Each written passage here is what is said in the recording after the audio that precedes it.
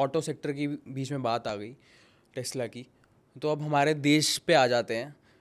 यहाँ पे भी मैं बात नहीं करूँगा महिंद्रा या टाटा की, यहाँ पे एक फैमिली है बजाज, जो ऑटो सेक्टर में बहुत टाइम से दबदबा बना के बैठी हुई मचा है, रही है। मचा रही है, हाँ। पर चुपचाप मचा रही है, और बहुत टाइम से इन्होंने कंट्रोल कर रखा है।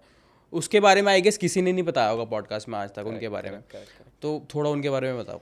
तो अगर आप लोग मुंबई जाओगे तो मुंबई में एक बहुत बढ़िया कॉलेज है जमनालाल बजाज करके, एमबीए के लिए बहुत जाना जाता है। जैसे दिल्ली में अपन एफएमएस की बात करते हैं मास्टर्स करने के लिए, कि मिलना बड़ा मुश्किल है, गवर्नमेंट के तो मिलते बड़े मुश्किल से हैं, लेकिन फीस भी कम है, लेकिन प्लेसमेंट्स अच्छी है, वैसे जमनालाल बजाज है।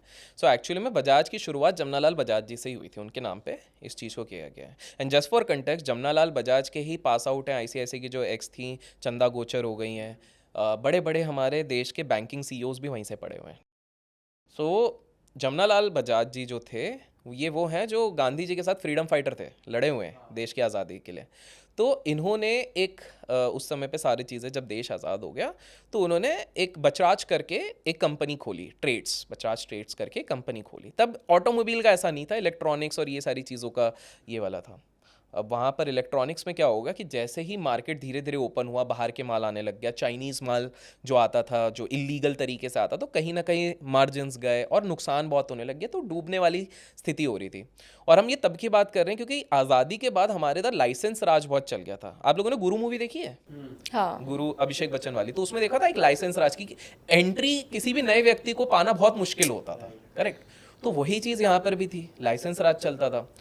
तो तब इनका दिमाग आया कि यार टू व्हीलर ऑटोमोबाइल में हमको घुसना चाहिए, ठीक है? तो उन्होंने पहले घुसने की कोशिश करी, हल्का पुल्का इधर उधर हाथ मारा, धीरे धीरे धीरे अपने आप को बिल्डअप करना शुरू किया। फिर इनके बेटे के बाद उनके बेटे जब हुए, मतलब ये परदादा हो गए, तो वो जब आए तो उन्होंने सबसे पहला मास्टर स्ट्रोक खेला। उन्होंने लेके आए बजाज चेतक। चेतक का नाम किससे हुआ था कि जो महाराणा जी का जो घोड़ा था उसका नाम था चेतक, जो हवा की तेजी से दौड़ता है। और चेतक इतना बड़ा हिट हुआ, इतना बड़ा क्रेज हुआ, लोग 10-10 साल उसकी वेटिंग पे रहते थे, 10 साल की वेटिंग, ठीक है? दूसरी बात ये लेजिट है कि बजाज चेतक, ये शादियों की बात कर रहे हैं, आजकल तो शादियां किसी भी चीज़ से टूट जाती हैं। अगर डाउरी में, दहेज में बजाज चेतक नहीं होती तो शादियां टूट जाती थी। सुना है मैंने भी। एग्जैक्टली आप सोचो, मतलब इतना ज़्यादा वैल्यू था।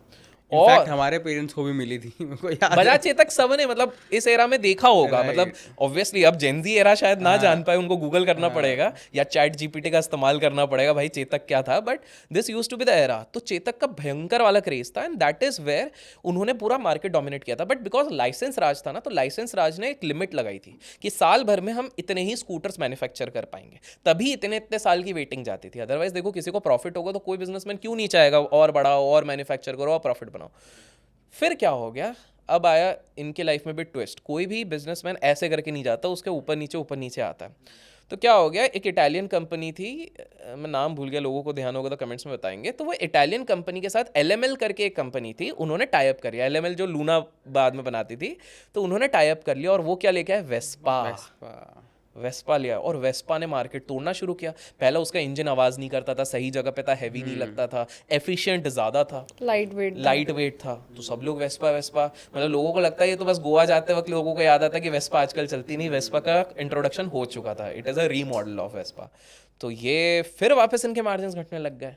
फिर ना काफ़ी इन्होंने देखा यार स्कूटर मार्केट में बड़ा वो हो रहा है, होंडा वालों के साथ काइनेटिक आ जा रहा है, कभी ये सारी चीज़ें हो रही हैं, तो बोले कुछ अलग करना पड़ेगा। फिर उन्होंने नया प्लान खेला। जब राहुल भाई आए, राहुल बजाज, तो उन्होंने क्या खेला, वो लेके आए सबकी शान स्प्लेंडर। फिर स्प्लेंडर के बाद पल्सर।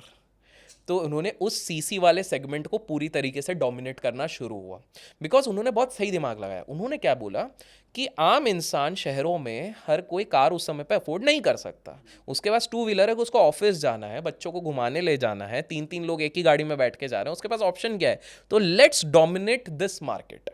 और उन्होंने सही टाइम पे सही प्रोडक्ट की एंट्री करी, वहाँ पर पूरा मार्केट वो करने लगे।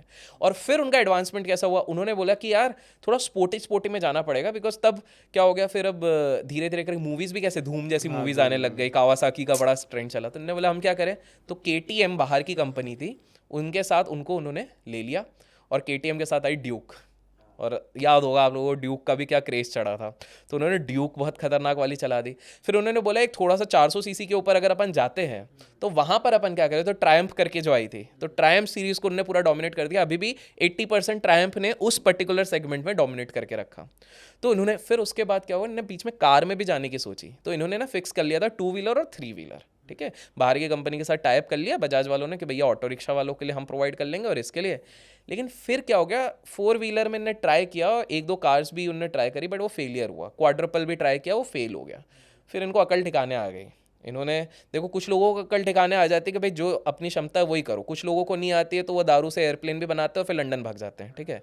बट कुछ को आ गई कि भाई नहीं है, तो वो उन्होंने बोला कि भैया अपन 2 व्हीलर को ही अपन फोकस करेंगे और सेगमेंट करेंगे। सो बजाज वालों की इतिहास ही वो है कि डूबती हुई नैया से वो बार बार उठे और वहाँ पर अपने आप को एस्टैब्लिश कर लिए 2 व्हीलर सेगमेंट के सबसे बड़े प्लेयर एज ऑफ नाउ। मतलब इस सेगमेंट में जहाँ पल्सर, स्प्लेंडर और इस तरह की गाड़ियाँ लेके आए, उन्होंने आम इंसान को टारगेट किया। एक बिल्कुल मतलब जहाँ पर सोचो अगर वो इलेक्ट्रिकल में टिके रहते हैं आज कोई नहीं जानता, कार्स में अगर आ गए होते हैं आज कोई नहीं जानता, खत्म हो जाते हैं। लेकिन ना टाइम टू टाइम ये चीज़ किया। इनफैक्ट जो लोग पुणे में हैं, चाकन में जो प्लांट्स हैं, इनका कुछ एक बहुत बड़ा कंट्रोवर्सी फोर्स के साथ भी हुआ है।